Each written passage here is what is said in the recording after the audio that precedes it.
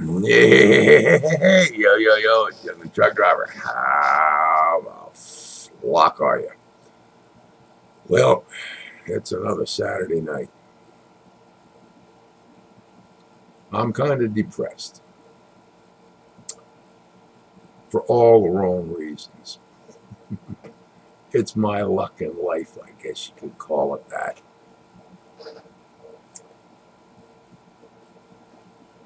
Sometimes, like when it comes to sex, you couldn't get lucky because it's all the wrong reasons. I had a neighbor of mine, lives here in the building, who's got a lady friend. Very sweet, very cute, very adorable. And, we've chit-chatted back and forth and spoofed and goofed on each other and told dirty jokes and had a few drinks and all the rest of that. But the two of them show up at my door tonight. I don't want to say my friend, if I can call him that, was demanding, but kind of invited themselves in and wanted to have a few drinks. Well, I got me a bottle of amaretto because it's Saturday night, and I usually do Saturday nights alone. I got a couple of beers out there. I'm smoking again. I don't want to hear it from the rest of you idiots. But this guy comes in with his girlfriend, and I break out the amaretto, and she sits there and says, I like it. I like the taste. I want to get buzzed on it. I says, that's fine. I break out a couple of shot glasses, one for her, one for him. I'm sticking with my beer as I usually do.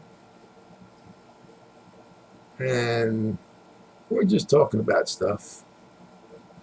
And, I might mention when they opened the door, just before they opened the door, he lifts her up, lifts her t-shirt up, no bra on underneath. All of a sudden, every alarm bell in my body started going off. But they came in, and basically, I don't even know how to describe it. I'm gonna sanitize this as much as I can.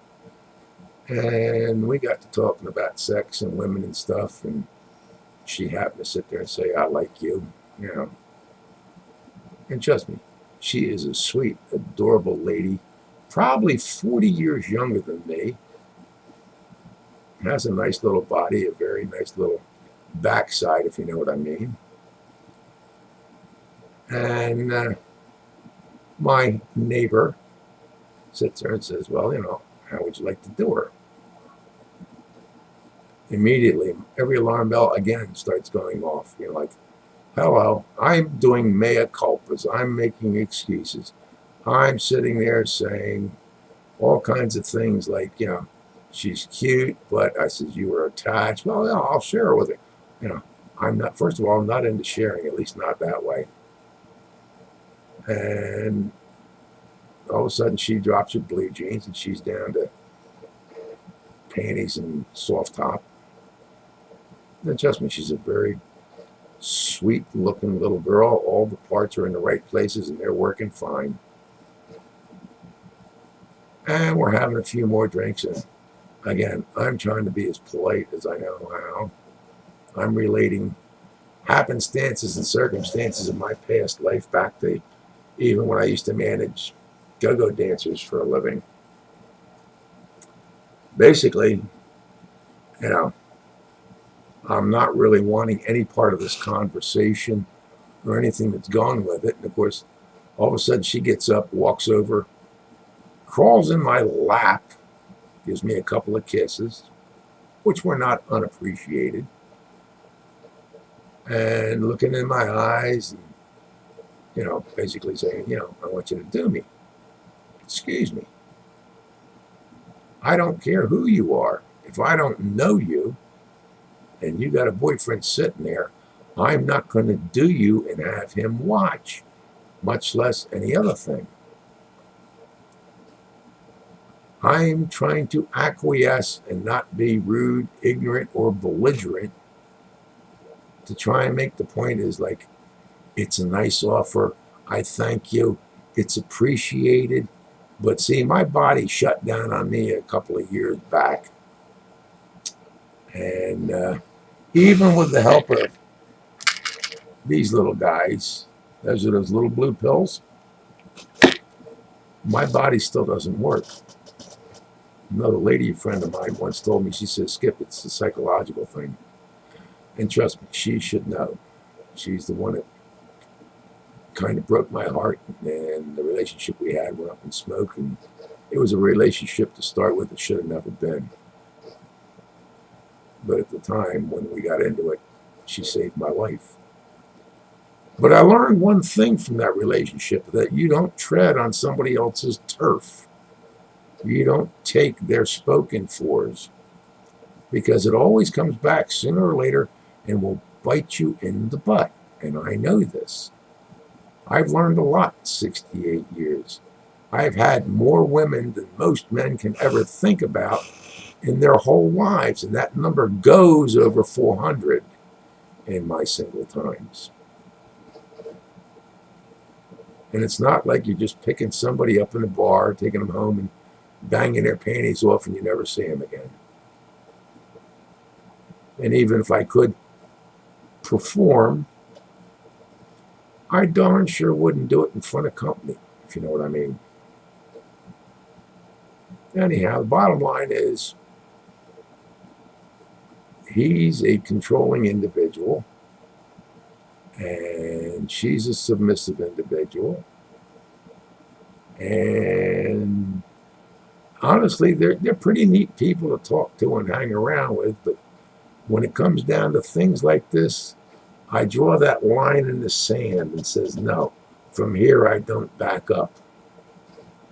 Now, if I'd met her on the street and she wasn't attached to him or anything else like that, might be another story. But knowing the history like I know it, I'm not going there.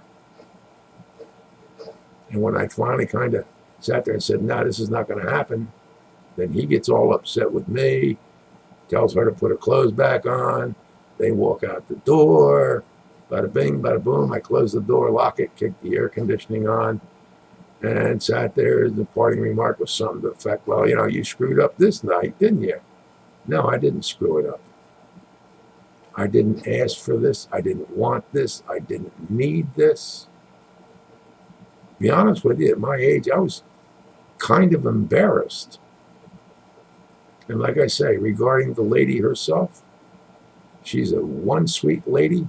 All the parts are in the right places. They all work. And she was more than willing. I wasn't. I can give you a whole host of reasons why. There's one lady out there whose initials are DMC that knows exactly what I'm talking about. And after that went and blew up and exploded, I learned a lesson. I don't tread on other people's turf for any reason, even if I wanted it. The problem here is tonight I wasn't looking for it. I didn't necessarily want it. I actually felt a little bit of embarrassment. And this neighbor's sitting there and he's egging me on and egging her on, and I'm trying to not have any part of it. So I guess somewhere along the line, I got this big L over my head that says, loser. Well, I've been around to this dance once too many times. They huffed and puffed out the front door. I guess I'm a prick. And, you know, what can I say about it? It's just, I'm not into that type of thing, you know. And if he wants to act as a procurer with his girlfriend, or what I call pimping the bitch, I have a problem with that. So anyhow, it's Saturday night. They wiped out half my bottle of amaretto. I've got 6 or 8 beers in the house. I'm just going to sit down and watch watch TV, and enjoy being the hermit that I have become. And this is one of the reasons why I have become a hermit. There are too many idiots out there that just want to dig into your shit, dig into your life, rock your boat. My age, you don't rock my boat. No matter what you might want to say, do, or anything else. As far as the lady, yeah, maybe if I was 40 years younger and a little bit crazier, back when I used to be a crazy truck driver, I might have taken the situation on and banged her right on the floor of my living room with him watching and taking pictures for all I care. She'd have had her feet up around her ears as I pounded her through the floor. That was 30 or 40 years ago. That's not today. That's not who I am today. It just seems that for all the bravado I have, I do have scruples. I've learned a few of them a very hard way. I've paid some serious dues for learning those scruples. And my friend DMC and I know how costly that can be for 10 minutes pleasure. So that's about it. I feel kind of chagrined. I feel a little embarrassed. I know I will probably end up looking like a stick in the mud to my neighbors, and I don't really care. It's the old saying, you can lead a horse to water, but you can't make him drink. Well, yeah, he kind of led me to water tonight, but I wasn't drinking, not on any circumstances. Too many hand grenades there, if you know what I mean, and they all got short fuses. So I will sit down, watch my TV, drink my beer, smoke a cigarette, tell the whole world to go screw off, and continue to be basically the hermit that I've become. And if he doesn't like it, that's his problem. Maybe he thought he was going to show me a good time, but see, at my age, and I'm probably 24 years older than him, and from a different background, he doesn't get it and gets offended by it. Just the way it is. We come from different parts of society. I'm not maybe as streetwise as he is, all the rest of that crap.